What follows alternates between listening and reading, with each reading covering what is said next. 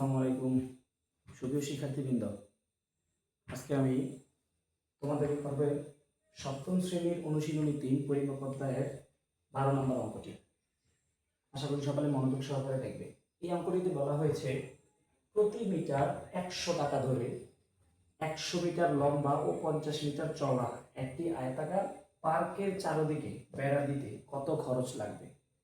আয়তাকার পার্কের এই পরিমাপের অঙ্কতে দুইটা জিনিস লক্ষণীয়। প্রথম বিষয়টা হচ্ছে আগে দেখতে হবে সেটা কি সামান্তরিকের কথা বলেছে, না বর্গাকার, না আয়তাকার। মোটামুটি এই বিষয়গুলো লক্ষ্য রাখতে হবে। তারপরে সেটা দৈর্ঘ্য প্রস্থটা খেয়াল রাখতে হবে। এরপরে এখানে সবচেয়ে লক্ষণীয় বিষয় হচ্ছে আয়তাকার পার্কের চারদিকে কোনো একটা জমি বা রুম বা ঘর বা পার্ক বা বাগান যেটাই সব হোক না কেন, যদি তার চারদিকে বলে পরিবেষ্টিত অবস্থা বোঝায়, তাহলে সেটা পরিসীমাকে নির্দেশ করে। অঙ্ক করার সময় অবশ্যই জানতে হবে এটা কি পরিসীমাকে নির্দেশ করছে নাকি ক্ষেত্রফলকে। ওই ওই অনুসারে সামনের দিকে যেতে হবে, তাহলে অঙ্ক সহজ হয়ে যাবে ইনশাআল্লাহ। প্রথমে এই অঙ্কটা করার জন্য আমরা একটা চিত্র আঁকবো। আমরা এটার সমাধান শুরু করবো ইনশাআল্লাহ। সমাধান অংশে গিয়ে আমরা প্রথমে একটা চিত্রের মাধ্যমে, এটা পার্কটা অবশ্যই হতে হবে আয়তাকার। আচ্ছা, দেখলাম একটা আয়তাকার পার্ক। মনে করি এটা একটা আয়তাকার পার্ক। এটা দৈর্ঘ্য হচ্ছে ১০০ মিটার আর প্রস্থ হচ্ছে ৫০ মিটার। এখন শিক্ষার্থীরা প্রশ্ন করতে পারে যে স্যার এখানে তো লম্বা আর চওড়া বলেছে। মনে রাখবা লম্বা যেটা সেটাই দৈর্ঘ্য, আর চওড়া যেটা সেটা হচ্ছে এখানে প্রস্থ। যেহেতু সপ্তম শ্রেণী তাই একদম ফ্রেশার্স, কিছু কোশ্চেন থাকতেই পারে।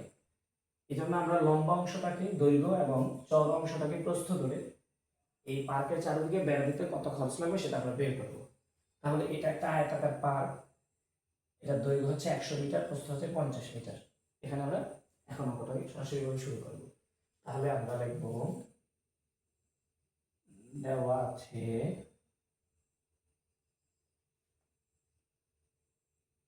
আয়তাকার পার্কের দৈর্ঘ্য কত মিটার দেওয়া আছে, ১০০ মিটার। অতএব আয়তাকার পার্কের প্রস্থ কত মিটার দেওয়া আছে, ৫০ মিটার।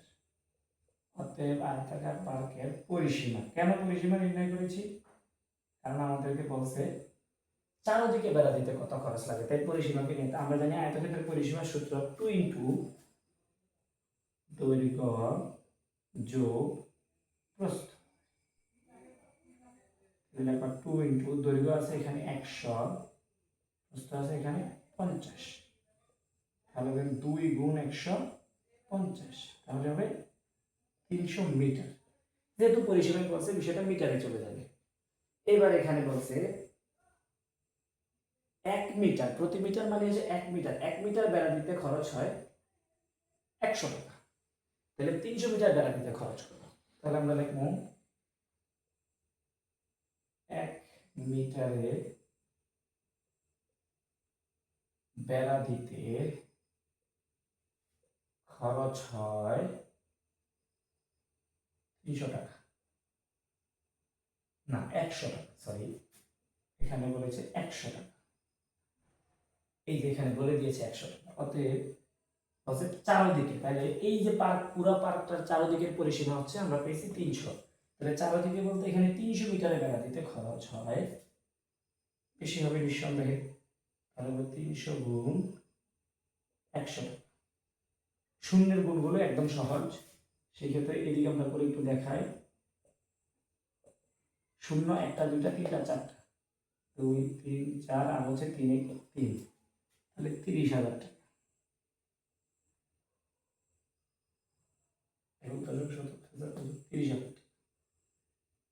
তাহলে পুরো পার্কের চারদিকে বেড়া দিতে খরচ হবে ৩০,০০০ টাকা। এই অঙ্কটা সহজ, তবে এইসব অঙ্কের মধ্যে এই যে চারদিকে বা ক্ষেত্রফল, পরিসীমা ক্ষেত্রফলের মধ্যে একটু গোলায়, যার কারণে অঙ্ক মাঝে মধ্যে একটু কঠিন মনে হয়। এই জন্য এই অঙ্কগুলো করার সময় একটু মনোযোগ দিয়ে যদি প্রশ্নটাকে ভালো করে পড়া যায়, তাহলে অঙ্কটা সহজ হয়। আশা করি সবাই অঙ্কটা বুঝতে পারছেন ইনশাআল্লাহ। কোথাও বুঝতে অসুবিধা হলে কমেন্ট করে জানাবেন। আল্লাহ হাফেজ।